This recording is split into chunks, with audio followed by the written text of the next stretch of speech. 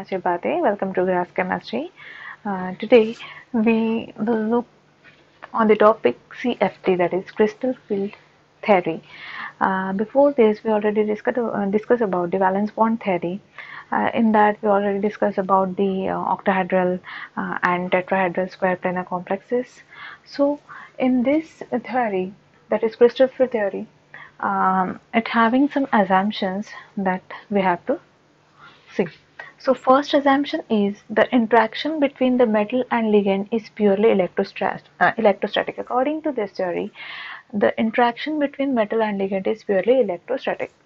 Second, in d orbital, that is dxy, dyz, dxz, dx square and y square, that is it having 5 parts, that these are all have the same energy. According to this theory, it having the same energy, that is degenerate orbital. Degenerate orbital means having equal amount of energy, that is same energy, and the orbital which having same energy is known as degenerate orbitals.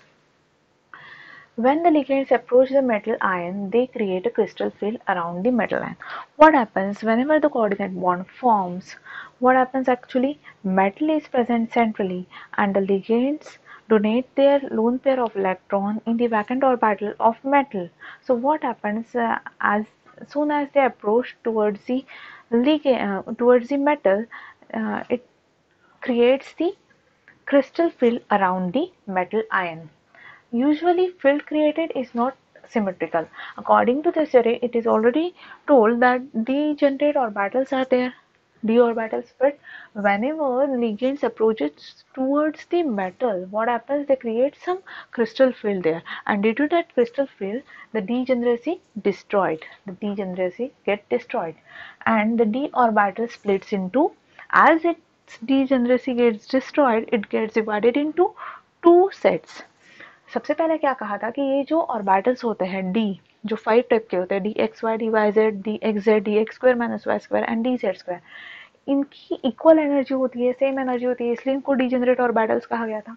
But what happens, जैसे वो ligands के पास आते हैं, ligands metal के पास आते हैं, वहाँ पर क्रिस्टल फील्ड डेवलप हो जाती है और ये क्या करता है, नॉन सिमेट्रिकल जो है, it usually field created is non symmetrical. जो फील्ड वहाँ पर तैयार होती है वो नॉन सिमेट्रिकल होती है या फिर अनसिमेट्रिकल होती है, और अनसिमेट्रिकल है मीन्स इक्वल एनर्जी नहीं है, इसलिए उसकी डीजेनरेसी जो है वो डिस्ट्रॉय हो जाती है. और जो डी ऑर्बिटल्स को इक्वल एनर्जी के कहा गया है, उनको दो सेट्स में डिवाइड किया गया है. एक दो डिफरेंट एनर्जी लेवल्स में उसको डिवाइड किया जाता है. ऑक्टाहेड्रल कॉम्प्लेक्स में अगर हम देखते हैं, यहाँ पर ये डी ऑर्बिटल है, this is d orbital, dxy, dyz, dxz, dx square minus y square, dz square, ये दो पार्ट्स में इसको डिवाइड किया गया है, दो एनर्जी लेवल्स में, एज डीजेनरेसी गेट डिस्ट्रॉयड. सो यहाँ पर dxy, dyz, dxz, जिसे T2G सेट कहा गया है. दूसरा dx square minus y square and dz square, जिसे EG सेट कहा गया है. जिराइड एंड अनजिराइड ऐसे कहा जाता है. dxy, dyz, dxz, यहाँ पर 3 है 5 में से, यहाँ पर 2 है, इसलिए 2/5 यहाँ पर हमने लिखा है. और ये जो एनर्जी डिफरेंस रहता है, ये हम डेल्टा O से शो करते हैं. O रिप्रेजेंट ऑक्टाहेड्रल, अगर टेट्राहेड्रल कॉम्प्लेक्स है तो हम डेल्टा T लिखेंगे. सो डिफरेंट एनर्जीज जो है, ये दोनों ऑर्बिटल के बीच में डिफरेंट एनर्जी है, इसलिए डीजेनरेसी जो है वो डिस्ट्रॉय हुए है.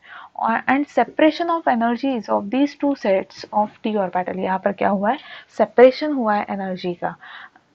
And this separation of two sets of D orbital is crystal field splitting. और ये सेपरेशन किसके वजह से होता है, क्रिस्टल फील्ड स्प्लिटिंग की वजह से होता है. ये जो डी ऑर्बिटल है ये स्प्लिट हो रहा है, स्प्लिट यानी ये डिवाइड हो रहा है इन टू डिफरेंट सेट्स, जिनकी एनर्जी लेवल जो है ये डिफरेंट है. So delta zero means splitting, splitting कितना वो स्प्लिट हुआ है, कितना वो डिवाइड हुआ है. So it depends upon the strength of ligand. देखो इसके प्रीवियस वीडियो में भी हमने देखा था high spin and low spin complex था, बट वो मैंने आपको एक्सप्लेन नहीं किया था. वो एक्सप्लेन आज मैं अभी करूँगी, जिसके ऊपर से आपको समझ में आएगा कि कौन से कॉम्प्लेक्स हाई स्पिन कॉम्प्लेक्स होते हैं, कौन से कॉम्प्लेक्सेस लो स्पिन कॉम्प्लेक्सेस होते हैं. तो ये जो कॉम्प्लेक्सेस जो हैं, ये उनका जो डी ऑर्बिटल है वो स्प्लिट होता है टू सेट्स में, T2G एंड EG, ऐसे दो डिफरेंट सेट्स में वो डिवाइड होता है डिफरेंट एनर्जी लेवल्स में। और ये स्प्लिटिंग कितना पॉसिबल होता है, कुछ ऑर्बिटल्स जो होते हैं कम स्प्लिट होते हैं, कुछ ऑर्बिटल्स मैक्सिमम स्प्लिटिंग शो करते हैं। तो ये किसके ऊपर डिपेंड रहता है, it depends upon the nature of ligand, it depends upon the splitting.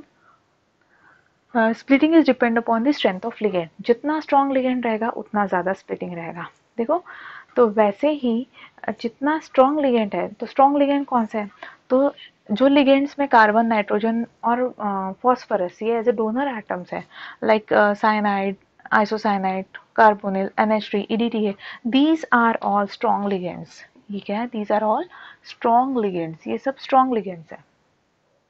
सो ये जहाँ पर प्रेजेंट रहेगा वहाँ पर स्प्लिटिंग मैक्सिमम रहेगा, और more the splitting lower low spin complex will be develop.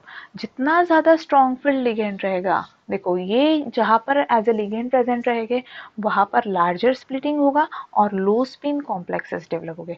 तो आप इसके प्रीवियस वीडियोस में भी आप देखोगे कॉम्प्लेक्सेस में जो हाई स्पिन है, लो स्पिन है, जहाँ पर ये लिगेंड्स आते हैं ये हमेशा हाइयर स्प्लिटिंग देते हैं। हाइयर स्प्लिटिंग यानी लो स्पिन कॉम्प्लेक्सेस जो है वो रहेंगे, और लोअर स्प्लिटिंग है, कम स्मॉलर स्प्लिटिंग रहेगा तो वो हाई स्पिन कॉम्प्लेक्स देंगे। देखो high spin complex D2sp3 hybridisation, ये लो स्पिन है तो इनका हाइब्रिडाइजेशन क्या रहेगा, ये लो स्पिन कॉम्प्लेक्स है तो D2sp3 हाइब्रिडाइजेशन रहेगा, ये ऑक्टाहेड्रल है। तो ये वीक फील्ड लिगेंड्स है सब, वीक फील्ड लिगेंड्स है नहीं, ये जो लिगेंड्स है ये सब वीक है, ये स्प्लिटिंग कम शो करेंगे, दे विल नॉट स्प्लिट मोर। ये जो इतने कॉम्प्लेक्स है, fluorine, chlorine, bromine, iodine, thiocyanide, these oxalic weak field ligands है, weak field ligands always give high spin complex, splitting इनका कम होता है, ये जो वैल्यू रहेगी डेल्टा ओ की ये लेस रहेगी, स्प्लिटिंग लेस है तो high spin complex that means sp3d2 type of complex रहेगा, हाइब्रिडाइजेशन रहेगा।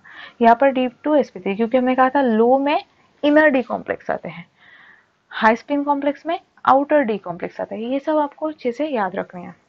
आफ्टर दैट यहाँ पर एक सीक्वेंस दिया गया है, ये सीक्वेंस में आपको स्ट्रेंथ बताई गई है, कौन सा ज़्यादा स्ट्रॉन्गर है। जो हैलोजेंस है वो वीक फील्ड लिगेंड्स है, जैसे जैसे हम यहाँ पर आगे आगे बढ़ते जाएंगे ये स्ट्रॉन्ग फील्ड लिगेंड है। तो यहाँ पर डी ऑर्बिटल का हमने स्प्लिटिंग शो किया है, ये जो स्प्लिटिंग है उसका जो एनर्जी डिफरेंस है उसको हम डेल्टा ओ कहेंगे। ये एनर्जी लेवल है, इंक्रीज होते जा रही है एनर्जी, इसकी लो है इसकी हाई है। डी ऑर्बिटल्स का स्प्लिटिंग हो चुका है 2 सेट्स में। सो आपको याद कैसे रखना है, लो स्पिन कॉम्प्लेक्स वो रहेंगे जिनमें लिगेंड स्ट्रॉन्ग रहेंगे, स्ट्रॉन्ग लिगेंड है larger will be the splitting, low spin complex will develop and having D2sp3 type of hybridization. Weak ligands results in high spin complexes, as they are weak field ligands they gives less splitting, come splitting होगा। तो ये सब इसमें आपको information दिया गया है, तो आप इसके पहले के वीडियोस की इन्फॉर्मेशन और ये इन्फॉर्मेशन कंबाइन करके आपको हाई स्पिन और लो स्पिन कॉम्प्लेक्स की आइडिया क्लियर हो जाएगी। Thank you.